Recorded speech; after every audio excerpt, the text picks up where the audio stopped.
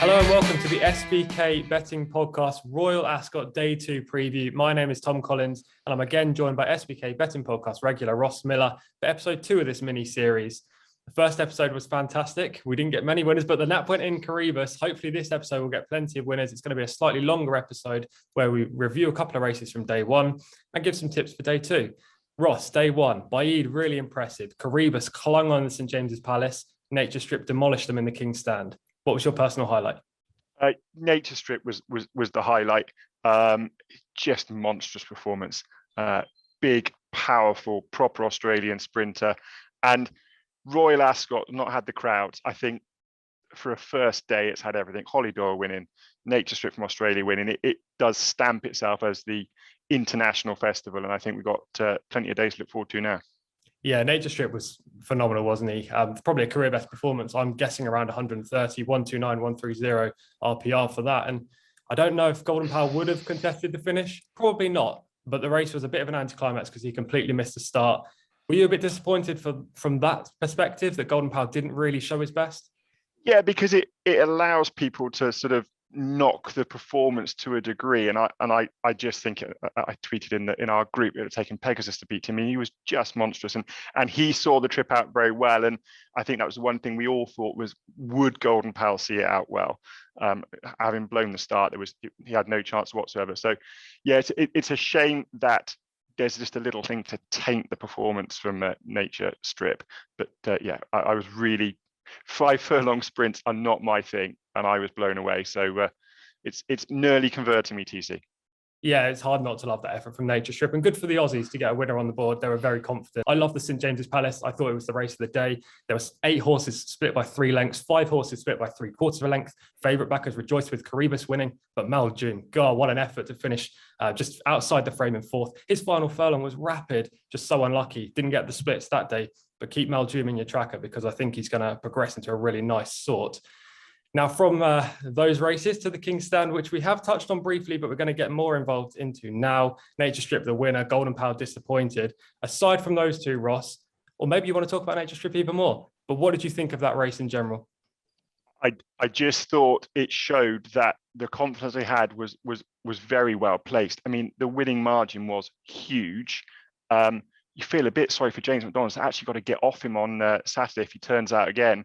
I'd be loath to get off him. I'd be doing everything I could to stay on him because he saw it out so well. It's hard to fathom how anything can get close to him.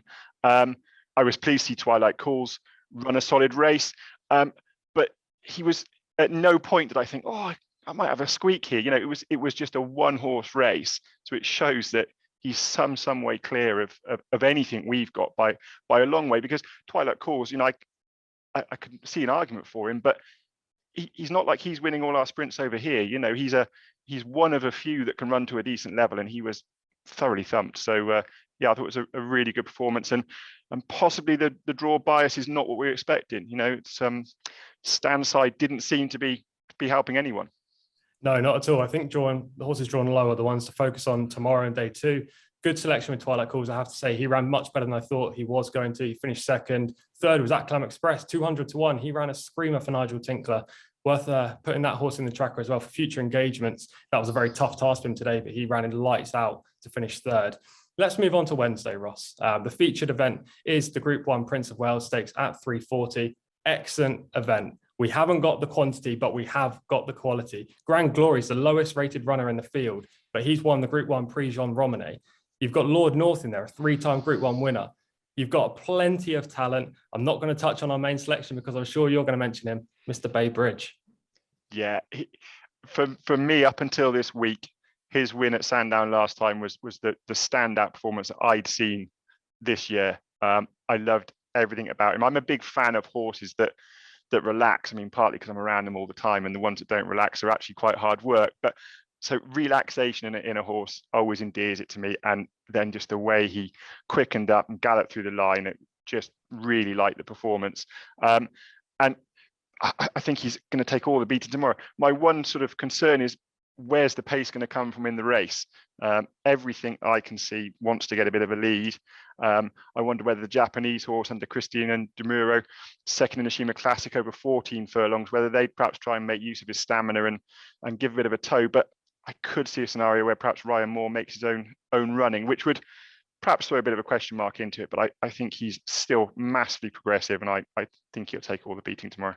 Yeah, I completely agree. I'm with Baybridge as well. He's rated 121. Somehow the top rated horse in the field, despite the fact he's the only horse that hasn't won at Group 1 level. As I mentioned, you've got Lord North, 3-time Group 1 winner, State of Rest, 3-time Group 1 winner, Grand Glory, 1-time Group 1 winner, and the Japanese challenger, who you've just touched on, Ross Millar, 2-time Group 1 winner, won the Japanese Derby, and definitely the most intriguing runner in the field. But Baybridge is the horse that has the potential. He has the ability to progress into the best middle distance horse, older horse, that we have in this country. I'm really hopeful that he justifies a short price.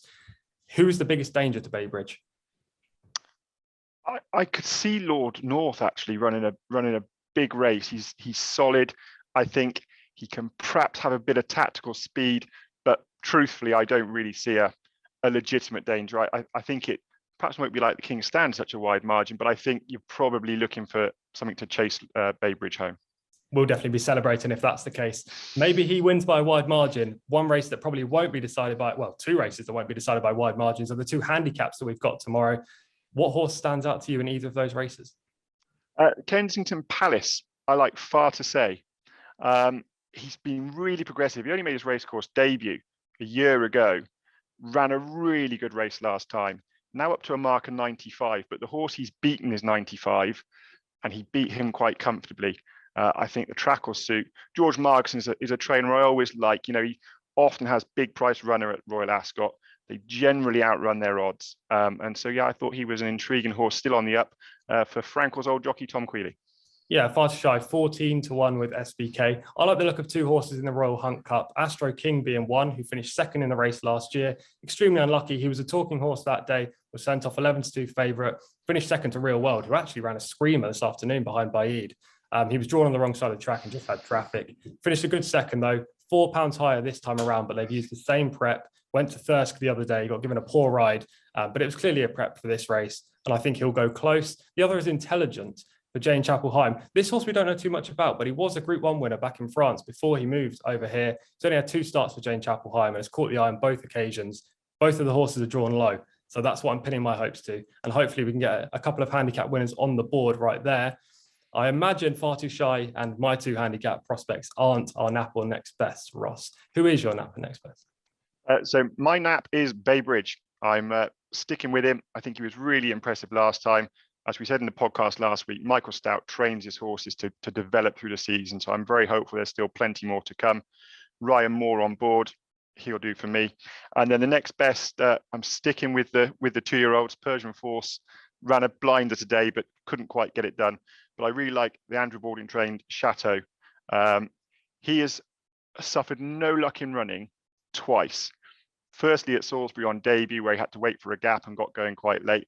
And then the same thing happened at Beverley last time, but he still got up to win. I think if he can get finally a bit of luck in running, we have not seen the best of him. Stiff finish or suit.